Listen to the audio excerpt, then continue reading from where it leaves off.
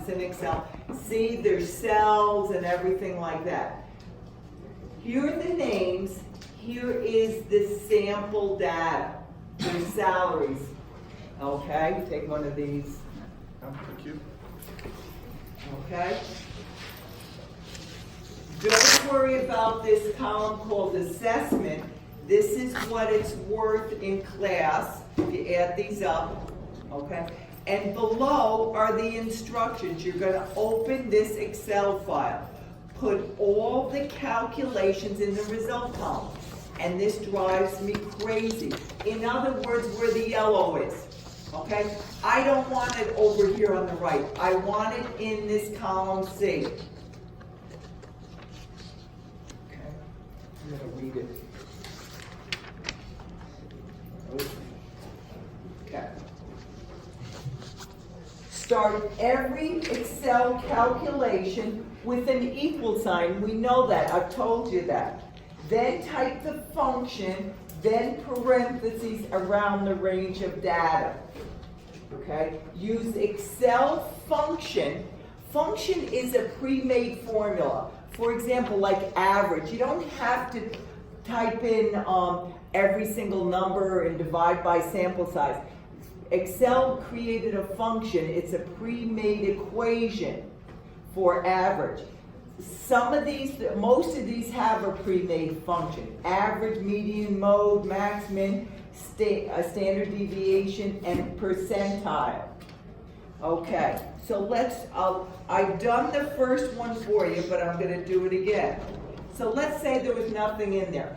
I wanted to know my sample size or the count. I started everything with an equal sign.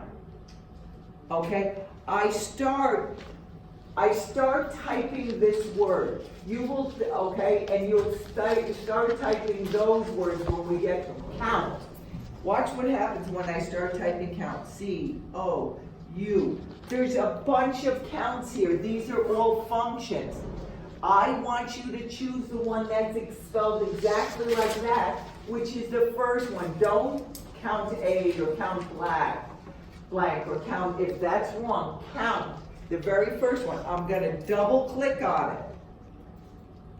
Okay? And it populates. See, it populates. I'm going to go up to the data and left click and drag down. Do you see the location? E6 through E12. I close the parentheses. Enter. And there's 7, it says there's 7 data points, which there are. Here you go. We're going over the Excel. Okay? This one, you will type equal. You start typing the word average, A, V, and you can see there's a whole bunch of averages. You choose the one that is exactly spelled like the one I have written below this, right there, the second one. Double click. You highlight the data. Close the parentheses. Okay, I'm not going to do it because that's the answer. Okay? What is this? Median, right here. Again, you're putting your answers in yellow. Equal median, N-E. There's only one median, so you double click on it. Highlight the data, close the parentheses. Now you'll notice right here it says, oh, you put the numbers in there. I do not want you to type those numbers. That is poor Excel formatting. I want you to highlight the numbers. Don't input the numbers.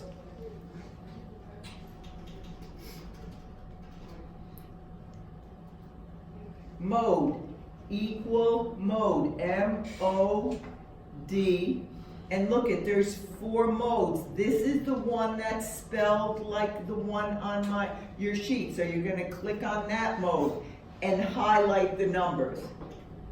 Now, in this cell, I say from the mean, median, mode, from those 3 numbers, state the shape.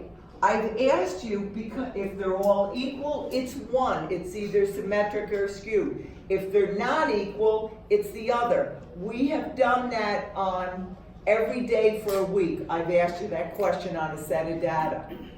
Okay, so you're going to type the word either symmetric or skewed in that cell. The next one, because of the word you typed here, choose whether the mean, mode, or median is the best measure of central tendency. I've done that every day for the last week of classes. Okay, so you're typing mean, mode, or median.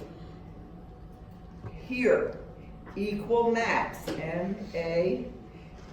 Choose max, that's spelled like I spelled it. Double click, highlight the data. Min, equal min. Double click, highlight the data. Okay, this one, be careful, equal standard deviation. I want you to type STDEV. ST, grab one of these. Oh, it's too bad you missed a lot of this. Okay, STD. I want you to pick the one that's spelled like that. It's right here, STDEV. Don't pick any of those others. Here you go. You guys that walked in later are missing the Excel assignment. Do you have an S there? Yeah, what that S is, because it's from a sample. Right. So is Okay. that what the formula, the second one down would be for? No, don't use that one, use this one. Okay? Just like I spelled it here. Okay, so you'll select that one. Double click on it. By the way, see, if you highlight them, they give an explanation of each of them.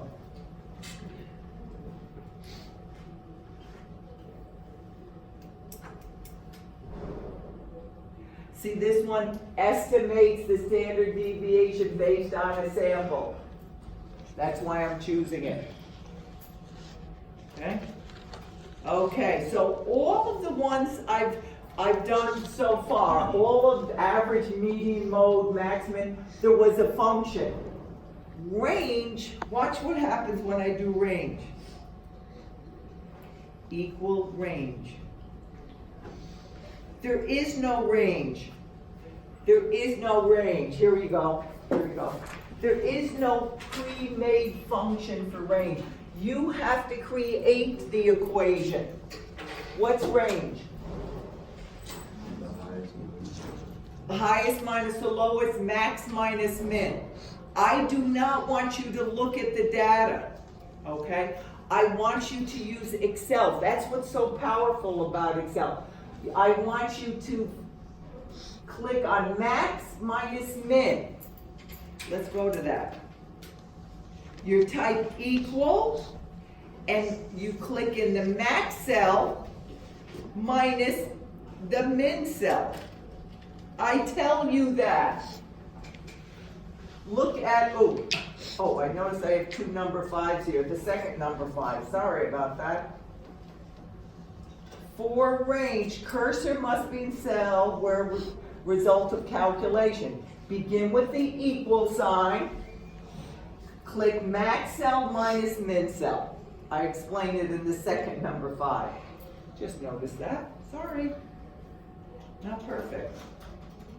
Okay. Now, your percentiles. We've done those. We did those a couple of days. Percentiles, they do have a function. You're going to type equal. Now, this is the percentile you're going to use, EXE with the extension. Watch when I type it. PER. There's a bunch of percentiles. You're going to use this first one. That returns the K percentile. We're doing the 25 percentile. Okay? That's the one I want you to use. So you're gonna double click, this is a little different. And note, oh, I should have. See how it says, well, highlight the data, the array of data, comma, and what percentile? K is a percentile. So I highlight the data and I explain. You can go up here, comma, and I can't remember if it's 0.25. Let me try 0.25. I can't remember if that's it, or if it's 25%, I forget. It's 0.25, I believe. Okay? Yeah, I have, oh, there it is on the explanation. You select the range of data, comma, 0.25. So, in the 75 percentile, same thing, equal percentile dot execute, left parentheses, highlight the data, comma, 0.75. Okay? You're not done. Format all results to one decimal. Okay? I want you to use a little bit of Excel. So you see how there's two decimals here? You're going to left click all data. You're going to come up here. Let's see. Here you go. Here is we're finishing up the explanation of the. Okay.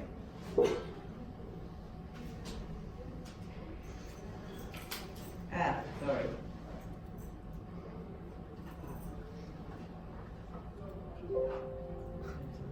My bad. Okay, click on home there to bring down, that's a ribbon up there. And notice this is the number. There's about 10 different ways to format it to one decimal. You can, I'll show you a couple. Right here, this will decrease the decimal. You can click it once and it reduces it. You're done. Okay, that's one way. I'm going to increase it again. You can come here and go to number.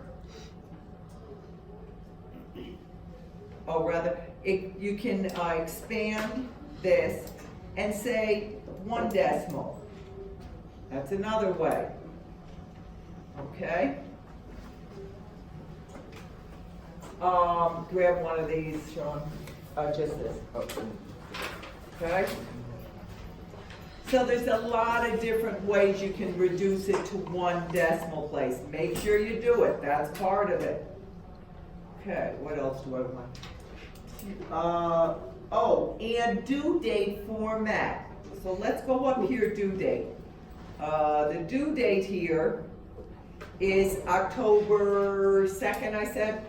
So October 2nd, 2019. Okay? Watch that number when I hit enter. Whoa. What does that number mean? Anybody? Anybody take Excel? Yes. Like the number of days since like 1960 Here. something. You're absolutely right.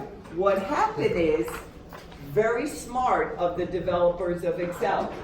Dates are very often used to calculate things, so they had to turn it into a number. So January 1st, 1900, way back then, is day 1. October 2nd, 2019 is the 43,740th day. And you say, well, why? Before I show you how to format it correctly, there's so many things that use dates, okay? When you go to a club and you give them your birthday, okay, and they automatically scan it, okay? What comes up there is the number, how old you are, how many days. It calculates your birthday, today's date, and it says, okay, you were 21 and 4 days, so you can get into the bar, okay? When you come to Hudson Valley, and in my case, I'm a union, Okay, there's somebody that has been working here maybe 20 years, and I've been here 20 years and 4 days. Okay, when they're layoffs, that person gets laid off. I've been here 4 days longer. Okay, things like your retirement age. They turn your age into a number and they calculate, do you have your 20 years in? Do you have your 30 years in? Health benefits, okay? How does the, right now most of you aren't your parents, okay? When you turn 26, how does your medical plan know? They send a letter out, it's all automated. Day of your birthday, they calculate, you're gonna be 26, and they send the letter to your parents or you and say, you know what? In a couple of months, you're gonna be off the medical plan. Go get health insurance. So many places we use dates as a number, so we can do that. So we come here, go back to this number group, it's called. I want you to expand it. And if you look down here, it's date. I don't care which one of these formats you use, okay? But use one of them. There's one format. And it will do it. See that? October 10th. It's pretty cool. Okay? So, you format all results to 1 decimal. You format due date. Make sure you put your class time. Submit it in Blackboard. In other words, click on Excel too. No PDF format, no screenshots. That was pretty good. This class was pretty good about the other one. You obviously, I don't even look at numbers. When I grade this, I click on these results and I look up at the edit line and look at all your formulas. The numbers don't mean anything to me because I don't want you just to, on the calculator, put in the average. Okay, please put the results under the result column where there's yellow. I think you all have yellow. What questions do you have? Okay, none, great.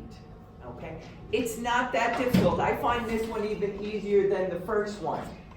Okay, yes. What's the A and B column for?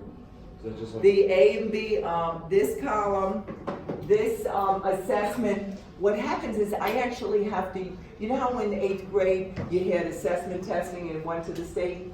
This is assessment testing. I have to send your results as a class, not your individual results, and say, okay, this many people got 100, this many people got 90 on this, okay? And they're actually grading me, okay? That's just like in saying, oh, are you teaching well?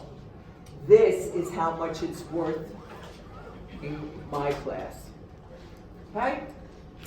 And I'm not even sure, they changed that a couple of times, so that may not be actually accurate, but you don't have to worry about it. What other questions? Any other questions? Okay. That is the assignment. It's due Wednesday. You click in.